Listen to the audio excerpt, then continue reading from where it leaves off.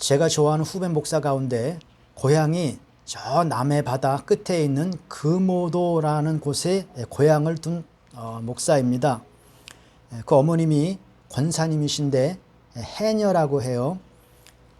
꽤 오랫동안 해녀 일을 하셨는데 그 해녀가 물질을 할 때 돈이 좀 되는 그 종류가 전복 뭐 이런 종류가 돈이 된다고 하는데 그것보다도 더 돈이 되는 그 해산물이 뭐냐?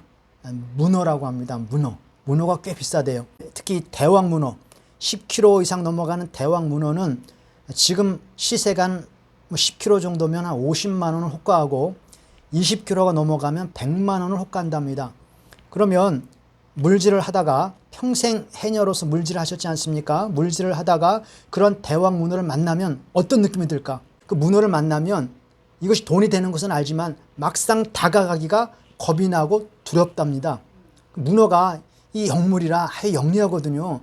막 먹물도 뿜고 하고 그러면 굉장히 두렵고 무서움으로 다가온답니다. 그래서 돈이 되는 것은 알지만은 선뜻 다가가기가 두려워서 그 문어를 잡으려면 굉장한 용기가 필요하다라고 말을 합니다. 은혜를 받을 때도 꼭 이와 같습니다. 은혜가 좋다는 것은 알아요. 그러나 은혜를 우리가 입고자 할 때, 하나님께서 은혜를 베푸시고자 할 때 그 은혜를 선뜻 받아들이고자 하는 것에 대하여 두려움을 느끼는 경우들이 많이 있다라고 하는 거죠. 믿는 자든 믿지 않는 자든 하나님의 은혜가 없이는 살 수가 없다라는 것을 양심적으로 경험적으로 누구든지 압니다. 믿지 않는 자도 마찬가지예요. 하나님이 누군지를 모르는 사람도 하늘의 도움이 없으면 인생이 고달퍼진다라는 정도의 경험과 체험들은 어느 정도 갖고 있다라고 하죠. 그래서 이것을 성경에서는 두 가지 은혜로 구별을 합니다. 하나님께서 이 세상을 통치하고 다스리시는데 두 가지 방식으로 이 세상을 다스리시는데 하나는 일반 은혜로 이 세상을 다스리시고 또 하나는 특별 은혜로 이 세상을 다스린다라고 하는 것이죠. 일반 은혜라고 하는 것은 하나님께서 모든 사람, 여기에는 믿는 자, 안 믿는 자, 선한 자, 악한 자에 대한 구별이 없이 모든 자에게 은혜를 베풀어 주시는 겁니다. 성경에도 하나님께서 비와 햇빛을 악인과 선인에게 비춰주시는 것처럼 모든 사람에게 예외 없이 이 일반 은총이 내려지고 있는 것이죠. 비를 주시고 햇빛을 주시고 바람을 주시고 뭐 여러 가지 몸에 상처가 나면 물론 의사가 열심으로 치료를 하지만 결론적으로는 자연치유가 되는 것이거든요. 그것이 일반 은혜의 측면입니다. 내가 몸에 상처가 나면 착한 사람은 빨리 낫고 악당은 늦게 낫고 이런 거 없습니다. 똑같이 자연적으로 치유가 되어지는 것이죠. 이것은 모든 일반 사람이 다 알고 있기 때문에 절대적인 힘을 가진 그 누군가, 뭐 일반 사람들은 그것을 하늘이라는 표현을 씁니다. 하늘의 도움이 없으면 인생을 살 수 없다라는 것은 역사적으로 고대서부터 지금까지 지식이 있든 없든 누구든지 입술로 고백하는 것 중에 하나라고 하는 겁니다. 양심이 그것을 알고 있어요. 몸에 큰 병이 있으면 누가 병을 고치는가? 이것은 허준이라고 하는 그 드라마에도 나왔던 건데 누가 병을 고치는가? 이것이 동양의학의 기본 철학입니다. 누가 병을 고치는가? 본인 스스로가 병마와 싸우면서 병을 이겨내는 것입니다. 이것이 굉장히 중요해요. 본인 스스로가 의지를 가지고 병마와 싸울 때 그 병을 이길 수 있다. 그리고 의원이 인술과 의술을 펼쳐서 최선을 다할 때 그 병을 고칠 수 있다. 그러나 결론은 결국 하늘이 도와야만 그 병이 치료가 되어진다. 동양의학의 가장 기본이거든요. 그래서 병이 나으면 누구에게 공을 돌려야 되는가? 첫째는 하늘에 공을 돌려야 된다. 두 번째는 환자, 병마와 고통스럽게 싸우며 병을 이겨낸 그 환자에게 공을 돌려야 한다. 그리고 마지막이 의사다. 근데 세상은 거꾸로 되죠. 의사가 공을 받고 그 다음에 환자, 하늘은 전혀 신경 안 쓰는 경우들이 간혹 있죠. 그 삼국지에 보면 공성지계라는 말이 있습니다. 이 공성지계라는 말이 무슨 말이냐면 제갈공명은 뛰어난 전략가, 지략가 아닙니까? 그런데 유비와 간우와 장비가 다 죽고 혼자 이제 군대를 통솔 해야 하는 상황이 왔습니다. 조조의 군대와 사령관인 사마의 군대와 전투를 벌여서 화공전을 펼치다가 이 소나기가 쏟아지는 바람에 아무리 지혜가 뛰어나도 자연재해 앞에는 어쩔 수 없잖아요. 소나기가 쏟아지는 바람에 이 제갈 공명의 군대가 완전히 초토화됐습니다.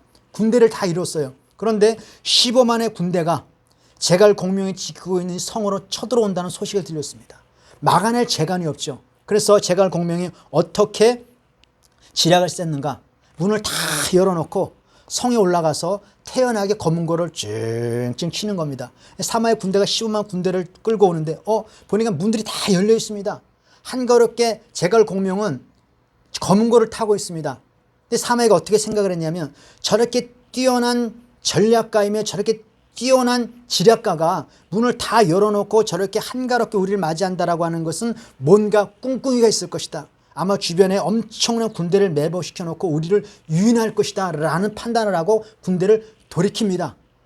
그래서 그 술책이 성공을 했어요. 만약 그냥 들어왔으면 끝나는 겁니다. 그 경험을 하고 나서 제갈 공명이 정치인들이 아주 잘 쓰는 말인데 유명한 말을 했습니다. 모사제인이요 성사제천이라. 일을 꾸미는 것은 사람이지만 성사 여부는 하늘에 달려있다. 정치인들이 선거를 치르고 나면 마치 대본을 받아서 읽는 것처럼 똑같은 말을 합니다. 선거를 하고 나서 나오는 정치인들에게 기자들이 인터뷰를 합니다. 어떤 마음가짐입니까? 그러면 똑같이 얘기해요. 진인사 대천명입니다. 무슨 말이냐면 결과는 하늘에 달려 있습니다. 모든 사람이 그것을 알고 있다는 것이죠. 제갈 공명은 동양의 지혜자 아닙니까? 성경에서 지혜의 왕으로 알려진 솔로몬도 이와 똑같은 말을 합니다. 거기에 어떻게 기록되어 있냐면 16장 9절에 사람이 마음으로 자기의 길을 계획할지라도 그 걸음을 인도하는 자는 여호와 신이라. 사람이 아무리 잔머리를 굴리고 온갖 힘을 다해도 결국 그 작정의 결과는 하나님께 나타난다 라는 것이 모든 믿는 자이든지 안 믿는 자이든지 DNA 속에 박혀있는 공통된 생각이라고 하는 것이죠. 이처럼 믿는 자든지 안 믿는 자이든지 하나님의 은혜가 없이는 살 수 없다라는 것을 이미 다 알고 있는데 이것은 일반 은총적인 측면입니다. 그런데 하나님께서 정말 우리에게 주고 싶어 하시는 은혜가 있습니다. 일반 은혜와 다른 또 다른 은혜가 존재하는데 그것이 무엇이냐? 특별 은혜라고 하는 거죠. 특별이라는 건 스페셜하다는 건 아니겠습니까? 일반 코스와 스페셜 코스 어떤 게 더 좋은 겁니까? 당연히 스페셜한 게 좋은 거죠. 하나님께서 은혜를 주시는데 이 특별 은혜를 주십니다. 근데 이 특별 은혜는 아무에게나 주시는 것이 아니라 하나님께서 특별히 선택한 자 VVVIP에게만 허락된 하나님의 은혜다라고 하는 것이죠. 모든 인간들이 본능적으로 하나님의 은혜가 필요하다라는 것은 알고 있지만 정작 하나님의 특별 은혜에 대해서는 그닥 관심이 없는 것이 또한 현실이라고 하는 거죠. 일반 은혜에 대해서는 모든 사람이 양심적으로 알고 있지만 하나님께서 정작 주시고 싶어하는 것은 하나님의 특별한 은혜입니다. 이 특별한 은혜의 결론은 구원입니다. 하나님께서 예수 그리스도를 통하여 태초부터 계획하시고 지금까지 인도하셔서 하나님의 사랑하는 백성들에게 주시고 싶어하는 구원, 이것이 바로 특별한 은혜인데 모든 사람이 은혜가 필요하다는 것을 알면서 막상 하나님께서 정말 주시고 싶어 하시는 특별 은혜를 주고자 하면 사람들이 겁을 덜컥 내고 마치 문어가 돈이 되는 것을 알면서도 해녀가 그 문어를 겁을 내는 것처럼 은혜가 필요하다는 것을 알면서도 막상 가장 큰 은혜인 특별 은혜를 주시고자 하면 겁을 덜컥 내고 한 발짝 물러가고 도망가는 경우들이 허다하다라고 하는 것입니다. 그것이 좋은 것인다라는 것은 본능적으로 알고 있지만 혹시라도 이것이 무엇인가 나에게 해를 주지 않을까라고 하는 두려움이 같이 엄습해 온다라고 하는 것이죠. 이 특별 은혜라고 하는 것은 하나님께서 오늘 본문에도 나타났습니다마는 자기 자신을 드러내 주시는 것입니다. 하나님이 누구이신가라는 것을 사람들에게 나타내 보여주시고 그것을 계시라고 성경은 표현하고 있는데 계시라고 하는 것은 인간의 노력과 열심으로 되는 것이 아니라 하나님 편에서 하나님의 주권적으로 자신을 보여주셔야만 인간이 하나님을 알 수 있는 겁니다. 그리고 하나님께서 자신을 나타내 보여주시고 인간의 삶에 개입해 들어오시는 거죠. 인간의 삶에 개입해 들어오셔서 하나님께서 너에게 가장 필요한 것이 무엇인가를 보여주며 우리에게 허락하시는 것이 바로 구원이라고 하는 것인데, 이 구원을 우리에게 정작 주고자 할 때 우리는 도망가는 것이 일반적이다라는 것을 성경이 우리들에게 말씀해 주고 있는 것이죠. 왜 그런가? 하나님께서 우리에게 구원이다라고 하는 것을 우리에게 주시고자 할 때, 하나님께서 내 삶에 개입해 들어오실 때, 내 삶에 구체적으로 뭔가 주님이 다가오는 것을 느낄 때 인간이 무엇을 두려워하냐면, 하나님이라는 분이 뭐 나쁜 사람은 아니니까 뭐 좋은 것을 주는 것 같은 것은 틀림없는 것 같은데, 이분이 내 삶에 너무 깊이 개입해 들어오면 나의 소중한 무엇인가를 빼앗아 갈 것 같다라고 하는 두려움이죠. 내 삶에 주님이 개입해 들어오시면 내가 소중히 여기는 그 무엇에 제약을 받겠다라고 하는 두려움이 엄습해 오는 겁니다. 그래서 이것을 거부하고 격렬하게, 때로는 반항을 하게 되어진다라고 우리가 알고 있습니다. 하나님께서 내 삶에 개입해 들어오시면 이제 하나님이라고 하는 분에 내가 매여서 그분에게 끌려다녀야 되는 것이 아닌가라고 하는 두려움. 그래서 내 자유가 박탈당하고 하나님께서 하라고 하는 것에 내가 끌려다녀야 하는, 이 무엇인가 나를 굉장히 어렵게 하고 힘들게 하고 나를 귀찮게 하는 무엇인가가 내 삶에 다가올 것이다라고 하는 그 공포와 두려움이 있다라고 하는 거죠. 그래서 교회를 다니는 사람들 중에서도 그렇고 전도를 하다 보면, 내 교회 다니는 것은 좋은데 교회 다니다가 너무 깊이 은혜를 받아버릴까 봐 내가 걱정이다. 너무 깊이 은혜를 받아버릴까 봐 두려워하는 것이죠. 하나님 앞에 매일 것 같은 생각이라는 거예요. 그런데 이것은 얼마나 어리석은 것이냐면, 일반 은혜도 이렇게 인간의 삶을 윤택하게 한다고 한다면 하나님께서 특별한 은혜를 주실 때 특별한 은혜는 얼마나 좋은 것인가라는 것을 우리가 알아야 한다라고 하는 것이죠. 그 특별한 그 은혜, 이런 것들을 사람들이 두려워하기 때문에 이 두려움에 인간의 죄가 같이 어우러지게 되면 그 하나님의 특별한 은혜를 거부하고 대적하고 반항하는 것을 정당화시키는데, 어떻게 정당화시키느냐, 이것이 바로 지혜요 슬기다라고 정당화시키는 것이죠. 그것이 사실은 어리석은 것이요 무지한 것인데 이것을 어떻게 둔갑시키느냐, 이것이야말로 슬기요 지혜다. 그리고 그 하나님의 특별 은혜를 받고 그 은혜를 누리는 사람들을 향하여서는 이 바보 같은 어리석은 자들아라고 오히려 비난을 하는 것이죠. 내가 슬기롭고 내가 지혜로운 것이고 그 특별한 은혜를 받은 너희는 애들 같은 자다, 어리석은 자다. 그러니까 애들이다라고 하는 표현은 두 가지로 쓰임 때가 있습니다. 하나는 어리석고 유치하다라는 표현으로 쓸 때 어린아이 같다라는 표현을 쓰고, 또 순수하고 단순하다라고 할 때 어린아이 같은 표현을 쓰거든요. 이게 부정적으로 쓰는 거죠. 너희들은 어린아이 같은 애들이구나. 그 유치하고 참으로 한심한 짓을 하는구나 라고 특별 은혜를 누리는 사람들에 대해서 비아냥거리는 경우들이 있다라고 하는 겁니다. 지금이 어느 때인데 예수 타령이냐? 너 TV도 안 봐? 너 유튜브도 안 봐? 한번 봐봐. 교회길에 얼마나 쌈박질을 하고 얼마나 더럽고 추하고 그 날도 아니냐? 그런 교회를 다닌다고? 그게 특별한 은혜라고? 예의 미련한 자들아라고 자신의 하나님을 거부하는 것을 슬기롭고 지혜롭게 포장하면서 교회의 여러 가지 문제들을 끄집어다가 특별 은혜를 받은 사람들을 조롱하고 비아냥거립니다. 왜냐하면 자기가 그 특별 은혜를 거부한 것을 정당화시켜야 하니까. 그런데 보세요. 교회가 생겨난 이래로 오순절 성령의 이후에 교회가 탄생하고 나서 교회가 지금까지 유지되고 있지 않습니까? 그 교회가 있어진 이래로 교회 안에는 문제가 없었던 적이 단 한 번도 없습니다. 예수님의 12제자 가운데에도 가룟 유다가 있었고, 그 성령이 임하고 성령이 충만하고 기적이 일어나고 정말 유무상통하면서 네 것 내 것 가리지 않고 서로 섬기며 사랑했던 초대교회 가운데 7 집사가 세워졌습니다. 7 집사 가운데 한 명은 또 마귀 짓을 했거든요. 니골라라고 하는 그 집사는 교회를 훼손하는 그런 역할을 감당했다라고 하는 거죠. 항상 그렇습니다. 교회에 가장 모범적인 교회가 안디옥 교회인데, 안디옥 교회에서 바울과 바나바가 목회를 했습니다. 그러니까 대표적인 목회자 아닙니까? 둘이 박터지게 싸우고 갈라졌습니다. 물론 그 박터지게 싸운 거기에는 하나님의 특별한 섭리가 있었습니다만은 그 바울과 바나바도 서로 심하게 다투고 교회가 갈라섰다라고 하는 거죠.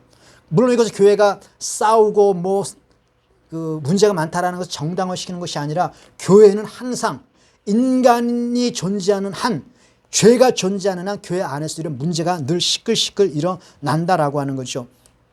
지금 우리가 믿고 있는 그 신앙의 내용들, 신조들, 우리가 지금 고백하고 있는 신앙의 내용들이 있지 않습니까? 이것이 하루아침에 만들어진 건 아닙니다.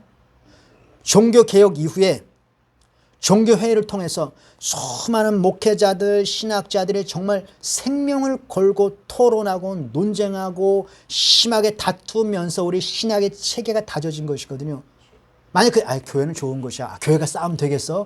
라고 좋게 화목하게 갔으면 오늘의 신학체가 만들어지지 않았습니다. 정말 이것은 진리야, 우리가 이것을 진리를 위해서는 목숨 걸고 우리가 싸워야 되라고 하는 그들의 투쟁 정신이 오늘의 신학체계를 만들어냈다라고 하는 거죠. 아까도 얘기했다시피 교회의 싸움을 정당화시키는 것이 아니라 교회는 그런 과정을 통해서 하나님께서 다듬어 가시고 그런 가운데서도 하나님께서 특별한 은혜를 베푸셔서 하나님의 사람들을 건지시고 구원을 베푸시는 것이다 라고 하는 거죠. 초대교회 가운데 고린도 교회가 있습니다. 고린도 교회는 지금 각종 육수에서 나오는 모든 교회 부패와 비리의 종합 세트입니다. 고린도 교회에 다 있어요. 교회끼리 서로 소송도 하고 분열도 있고 신비주의도 있고 근친상간도 있고 범죄도 있고 음란이 있고. 고린도전서 4장에 보면 죄의 목록이 쭉 나열되는데 거기에 동성애되어 있습니다. 고린도 교회에 동성애자가 있었던 거예요. 엄청나게 많은 온갖 종합 세트가 그 안에 있었지만 사도 바울도 그 고린도 교회에 대해서 두려움을 느꼈을 정도입니다. 그런데 하나님께서 사도 바울에게 뭐라고 말씀하시냐면 이렇게 말씀하십니다. 바울아, 두려워 말라. 내가 너와 함께 올시다. 잠잠하지 말고 말하라. 이는 이 성중에 내 백성이 많음이라. 그 무지막지한 온갖 비리와 죄의 종합센터였던 그 고린도 교회에, 고린도 도시에 하나님께서 내 백성이 많다. 그리고 그 고린도 교회에 바울을 보내서 거기에서도 하나님의 특별한 은혜를 베푸시사 하나님의 사람들을 구원해 내시는 것입니다. 하나님의 소원은 특별한 은혜를 우리들에게 베풀어 주시는 것이죠. 자기 백성을 구원에 이르게 하는 이 하나님의 특별한 은혜, 이것이 자신을 슬기롭게 여기고 지혜롭게 여기면서 은혜를 거부하는 사람에게는 숨겨졌다라고 얘기하는 겁니다. 그러나 그 자신을 슬기롭게 여기는 자들이 저런 바보들, 저런 어리석은 멍충이들이라고 손가락질하고 무시하는 그 사람들이 그 복음의 진리를 받아들이고 구원의 은혜를 영접하게 되었을 때에 그 은혜는 그들에게 나타난다라고 하는 거죠. 누구에게 하나님의 계시가 나타나는가? 어린아이같이 하나님의 복음의 진리를 받아들이는 자에게 하나님께서는 은혜가 특별하게 더 나타난다라고 말씀하는 것입니다.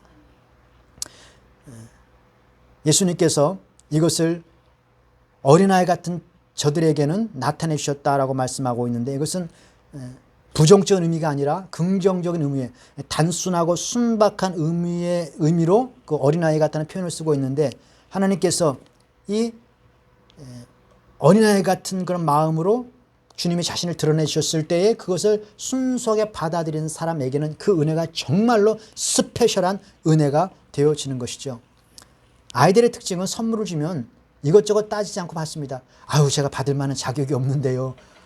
저 같은 이런 걸 주시다니 안 돼요. 저는 받을 만한 자격이 없어. 이러고 거부하는 어린아이들 보셨습니까? 그 맨날 엄마 속세이고 그 난리를 치라고 엄마가 선물을 주면 그냥 좋다고 받아들이거든요. 선물을 주면 거기에 대한 거부감이 없이 너무나 감사하게 받아들이는 것이죠. 근데 어른은 어떻습니까? 누가 좀 과한 선물을 하면 물론 고맙게 받습니다만 무슨 꿍꿍이 속에 있을까? 왜 그러지? 그리고 그것을 부담스럽게 느낍니다. 왜냐하면 내가 받으면 나도 갚아야 되거든요. 그렇지 않습니까? 그래서 그 선물을 무조건적으로 좋아하진 않아요. 엄마가 아이에게 엄마가 아무게 너무너무 사랑해 그러면 아이는 어떻습니까? 너무 좋아하죠. 나도 엄마 사랑해 이렇게 좋아하죠. 근데 만약에 남편이 어느 날 갑자기 아내에게 여보 사랑해 이렇게 얘기하면 어떻게 반응합니까? 솔직히 말해 무슨 죄 졌지? 뭐 숨기는 거 있지? 뭔가 의심을 한단 말이에요. 이 어른의 특징이에요. 애들은 무엇인가를 주시면 기쁘게 받아들인다라고 하는 것이죠. 좋은 선물이냐 나쁜 선물이냐 따지지 않고 일단 막 기뻐 좋아하는 겁니다. 하나님께서 주시는 것이 나쁜 것이 어디 있겠습니까? 너희가 악할지라도 자식에게 좋은 것을 줄지 알거든. 하물며 하늘에 계신 아버지께 너에게 좋은 것 주지 않겠느냐. 하나님께 선물을 주시는 정말 가장 좋은 것 주시는 분이라고 하는 거죠. 성경에서 이거 예수님의 모습을 많이 떠올리지 않습니까? 예수님의 그 그림들, 뭐 예수님의 그림들이 초상화들이 많이 있잖아요. 그것이 뭐 진짜인지 가짜인지는 알 수 없으나 아무튼 사람들의 상상을 가지고 예수님의 모습들을 많이 그림으로 그립니다. 근데 그림들의 대부분은 그 예수님의 그 슬퍼하는 모습, 십자가를 앞에 두고 고통스러워하는 모습, 그 다음에 성의 멸망을 바라보시면서 예수님께서 통곡하셨기 때문에 예수님의 그 슬퍼하고 우는 모습들이 보통 주가 이루어집니다. 근데 예수님께서 입을 크게 벌리고 환하게 웃는 모습의 그림 혹시 보신 적 있습니까? 그런 그림 잘 없어요. 예수님이 환하게 웃으시는 그러한 모습. 그런데 오늘 이걸 말씀 보면 그 예수님이 환하게 웃으시는 모습을 상상할 수 있는 표현이 있습니다. 뭐라고 기록됐느냐? 예수님께서 성령으로 기뻐하사 희락의 영이신 성령께서 예수님과 함께 더불어 예수님을 환하게 웃으시는 기뻐하는 모습을 우리가 상상할 수 있다고 하는 것이죠. 근데 예수님이 무엇 때문에 그렇게 기뻐하시는가? 무엇 때문에 성령으로 기뻐하셨는가? 오늘 본문에 보니까 하나님께서 특별한 은혜를 베풀어 주신 그들이 그 복음의 진리를 받아들인 것에 대해서 예수님께서 그렇게 기뻐하셨다라는 것을 우리에게 말씀해 주고 있는 것이죠. 예수님께서 너의 이름이 하늘에 기록된 것으로 기뻐하라 라고 말씀하시면서 그 이름이 하늘에 기록된 것을 인하여 제자들보다도 예수님이 더 기뻐하시는 것이죠. 그러므로 우리가 예수님이 가장 기뻐하고 예수님이 가장 원하시는 것이 무엇인가라는 것을 우리가 상상하게 되어지면 하나님께서 우리에게 주시고자 하는 특별한 은혜, 그 은혜의 핵심인 예수 그리스도의 복음을 통한 구원, 이것이 우리에게 받아들여지고 그것이 전달되어질 때 예수님께서는 환하게 웃으시면서 기뻐하신다라는 것을 우리에게 말해주고 있는 것이죠. 이것은 정말 아들의 소원대로 어린아이같이 순수한 마음으로 열린 마음으로 그것을 받아들이고자 하는 자에게 주어진 하나님의 특별한 선물이다라고 우리에게 말씀해 주고 있습니다. 근데 여기서 또 중요한 말씀 중에 하나는 뭐냐면 어린아이 같은 자들에게는 주님이 나타내 주셨는데 자신을 슬기롭고 지혜롭게 여기는 자들에게는 숨겨졌다라는 말을 해요. 숨겨졌다. 그 사람들은 본인이 슬기롭고 지혜로워서 그것을 거부하는 줄 아는데 하나님께서는 말씀하시기를 그것이 너희에게는 숨겨졌다라고 말을 하는 겁니다. 무슨 말이냐면 내가 하나님을 거부하고 하나님을 반항하는 것이 너희가 보기에는 지혜요 슬기라고 생각하고 그것을 받아들이고 그 복음의 은혜를 누리는 사람은 어리석다라고 생각하지만 사실은 하나님께서 뭐라고 말씀하시냐? 너희는 이미 심판에 있다라는 것을 전제하는 것이죠. 그것이 슬기롭고 지혜로운 것이 아니라 하나님의 심판 가운데 하나다라는 것을 우리에게 말씀해 주고 있는 것이죠. 하나님의 복음을 거부하는 것은 그들에게 복음이 감춰져 있기 때문에 복음을 알지 못하는 것이지 지혜도 아니요 슬기도 아니다라는 것을 주님께서 우리에게 말씀해 주고 있는 것입니다. 예수님께서 비유를 말씀하실 때 그 비유를 선포하시면서 이렇게 말씀하시죠. 듣기는 들어도 깨닫지 못하고 보기는 보아도 알지 못하리라. 그런데 아들의 소원대로 계시를 받은 그 사람들에게는 사람들이 보고자 하는 것을 보지 못했지만 너희는 보고 사람들이 듣고자 하는 것 듣지 못했지만 너희는 듣는다. 그러니까 깨닫지도 못하고 보지도 못하는 것은 일종의 하나님의 심판이고 보고 듣는 것은 하나님의 축복이다라는 것을 우리에게 말씀해 주고 있는 것이죠.